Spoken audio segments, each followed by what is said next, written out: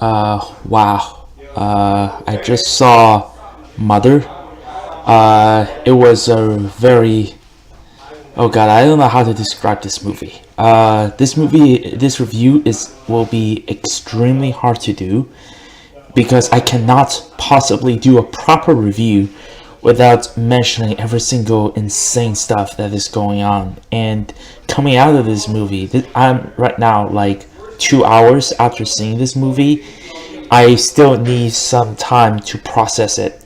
Probably I need more viewings, and I will go see it because, in my opinion, this is a very, very good movie. Excellent film, probably the best film of the year, at least for me.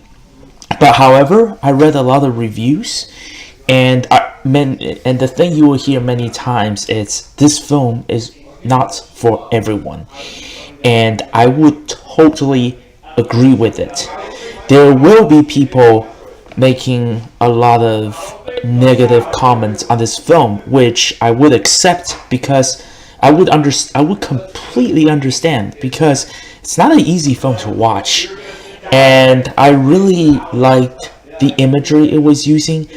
Darren Aronofsky movie was never easy to watch, from Requiem to a Dream to Wrestler to Black Swan and even to Noah. I haven't seen Noah, but that's what I heard.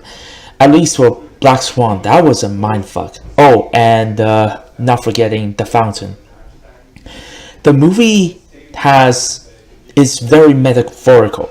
By metaphorical, it's not one or two scenes being metaphorical. I mean, the entire film is a metaphor. So going into the film, do not expect anything to match anything that was happened in real life. Well, actually, apart from Wrestler, all Darren Aronofsky film are kind of like a metaphor. Um, Jennifer Lawrence just carried the entire movie. I think this is the best performance she gave, like out of all the films I saw. I used to be very critical of Jennifer Lawrence. For a fact, like I didn't like Hunger Games. I thought her interpretation of Mystique was okay because honestly, I didn't like First Class or Days of Future Past as much as everyone else does. Even though I loved Apocalypse, I think that was the best X-Men movie out of all the new reboots.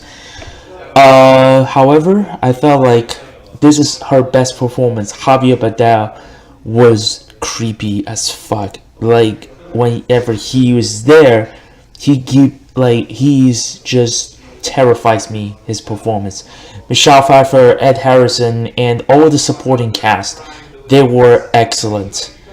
There were things happening in the movie which is complete madness, and people will hate it. But I appreciated it.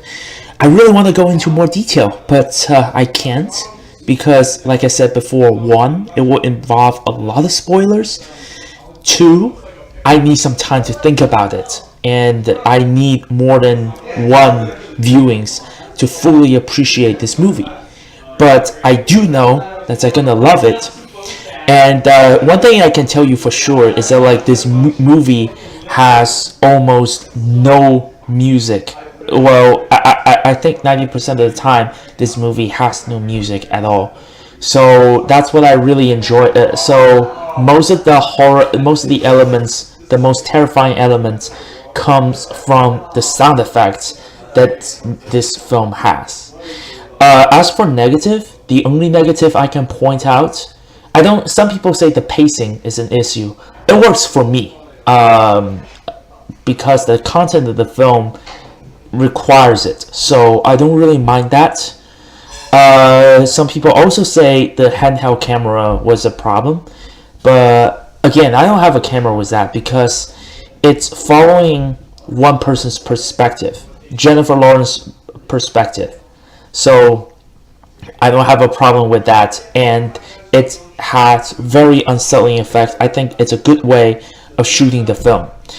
My only problem with the movie was there were one or two scenes involved some jump scare, which I found to be somewhat annoying. But I won't take grade off of it because it was just so short. It's definitely 8.9 out of a 10 movie. The best score I can give to a film I just saw. Again, I need some more time to think about this movie to give a proper, a more coherent review. But it won't be for a long time because this is a very complicated movie. I will say this is not a very straightforward movie. It will take multiple viewings and a long-term understanding. So thank you for listening to my review, and if you like my channel, please click subscribe and like, and if you think I'm good, you're pretty good too.